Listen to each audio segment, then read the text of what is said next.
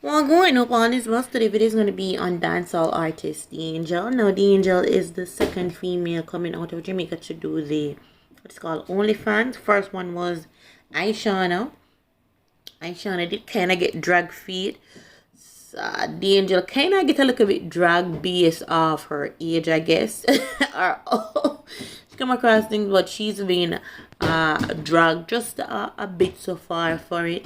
Two things I've always said from day one, and I will keep saying it. Dangel need to do something where modeling is concerned. Is that them have some kind of talent show in Jamaica where you should judge on modeling or should judge on dressing, because she do dress well and she color coordinate very well as well. She have nice long legs, so you know she do her thing. Or she did start her YouTube channel with cooking. She can still stick to the cooking, or stick to the evil what she know. Or she can what the next thing, the video that I did when she did the reporting thing, that was funny too, when she covered the Beanie Man and Bounty Killer, almost like a news breakdown. But hey, quarantine have people push up them and do different things.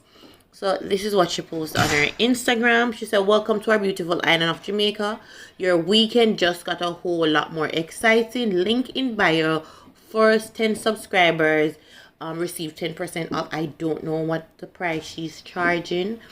I think Aishana did charge what, $19.99. I'm not sure for the price for Dangel, but there you have it. Dangel is the second female artist coming out of Jamaica to open OnlyFans. All right.